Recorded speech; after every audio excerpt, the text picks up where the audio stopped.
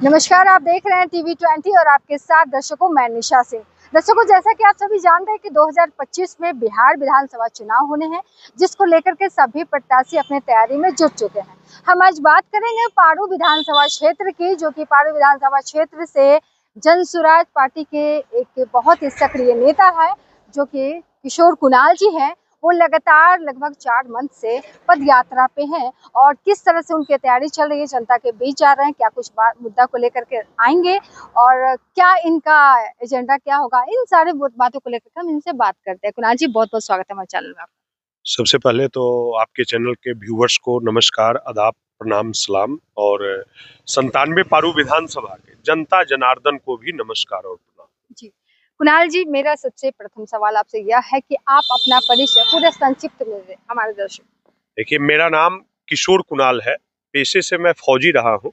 16 साल 10 महीना 10 दिन करके मैंने फौज की नौकरी से वीआरएस लेकर अपने सकुशल घर आया हूँ और अभी वर्तमान में मेरी लाइफ की फर्स्ट पार्टी है जन सुराज, जिस पार्टी से प्रशांत जी की विचारधाराओं को लेकर प्रभावित हुआ। और मैं ही नहीं, मेरा पूरा परिवार, मेरा पूरा समाज, पूरा गांव, पूरा पंचायत जन सुराज के लिए तत्पर है और विधानसभा भी तत्पर है। इसमें अभी 110 दिन आज पदयात्रा का है। मेरा पदयात्रा में मैं हूँ। मैं अपने घर द्वार को छोड़कर 110 दिनों से पैदल चलता हूँ, घर घर जाता हूँ, लोगों से मिलता हूँ।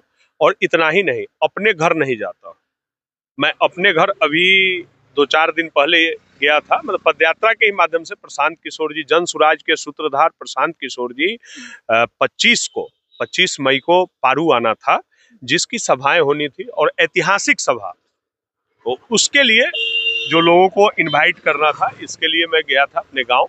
और नहीं तो अभी तक गांव जाता नहीं हूँ और समाज में, क्षेत्र में रहता हूँ।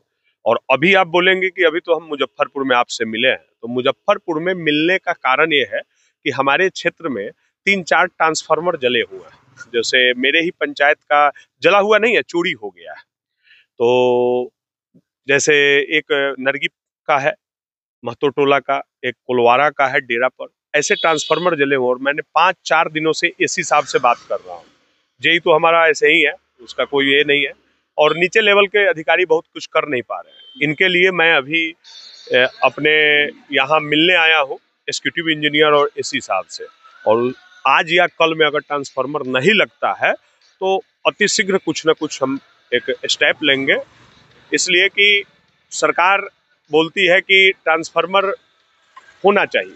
कि आज जो मैं मुजफ्फरपुर आपको मिल रहा हूँ, पदयात्रा के दौरान मैं सुबह पदयात्रा 10-20 घर घूम के आया हूँ। और मेन मुद्दा है मेरा, हमारे यहाँ मेरे ही पंचायत का 2 ट्रांसफार्मर और बगल में एक अमैठा पंचायत है, वहाँ बिशंभरपुर का भी एक ट्रांसफार्मर। हमारे यहाँ 2 चोरी हुआ है, चोरी तो तीनों हुआ है, एक वहीं चोर छोड़ गया था बिशंभरपुर का।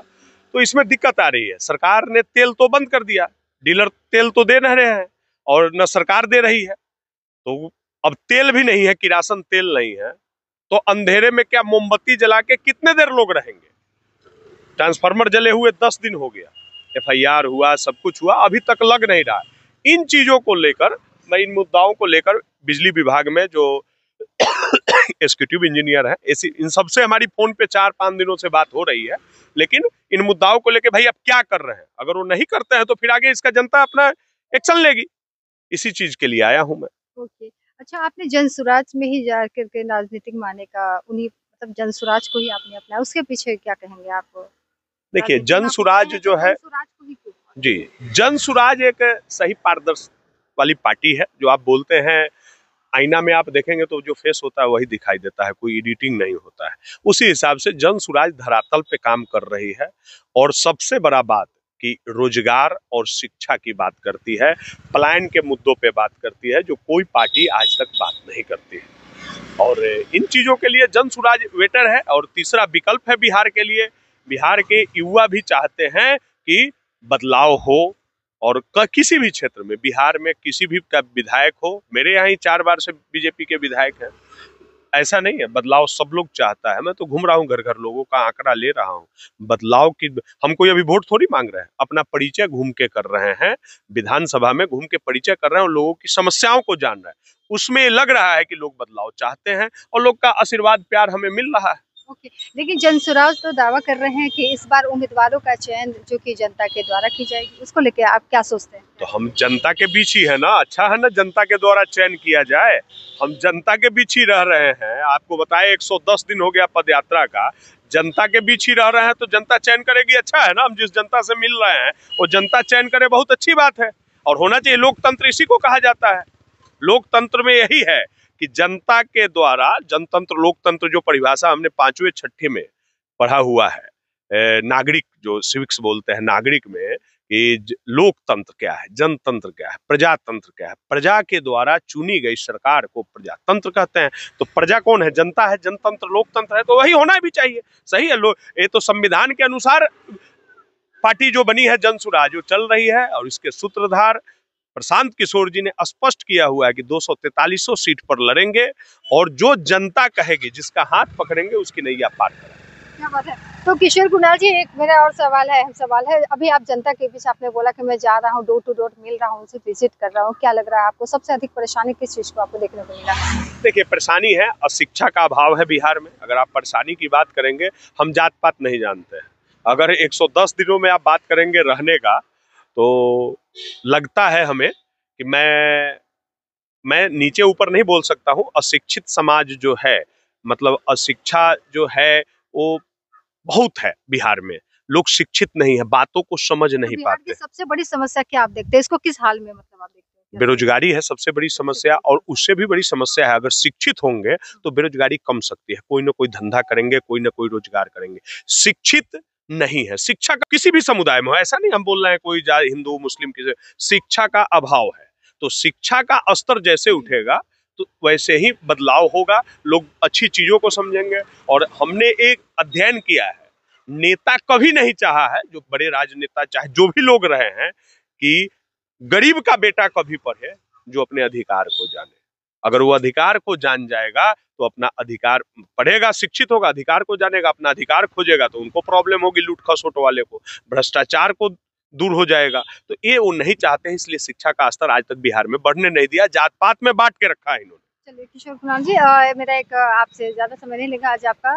मेरा एक अंतिम सवाल है, जो हमारा TV20 के जितने दर्शकों हैं उनसे आपका क्या संदेश उनको देना चाहेंगे, क्या कुछ कहेंगे उनके लिए?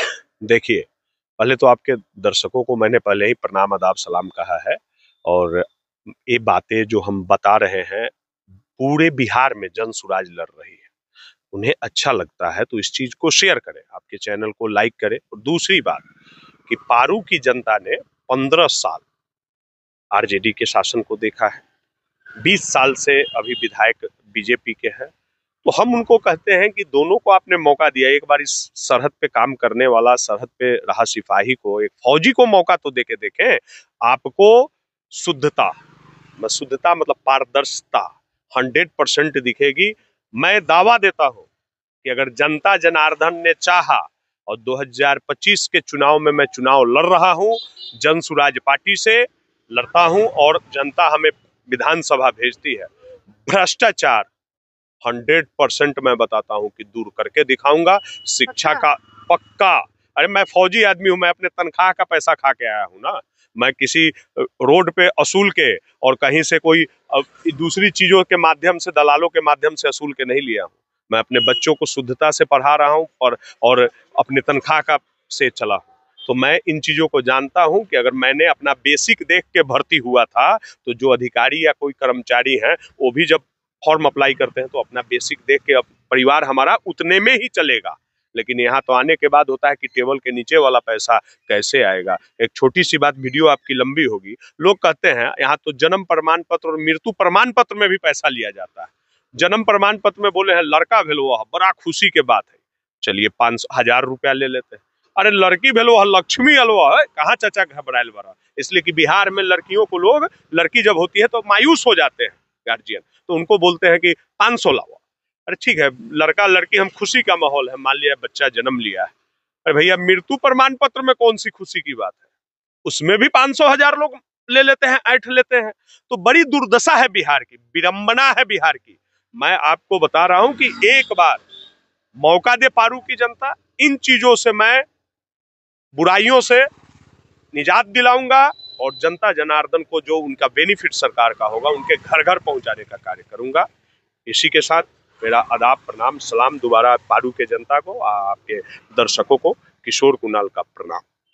बहुत बहुत धन्यवाद।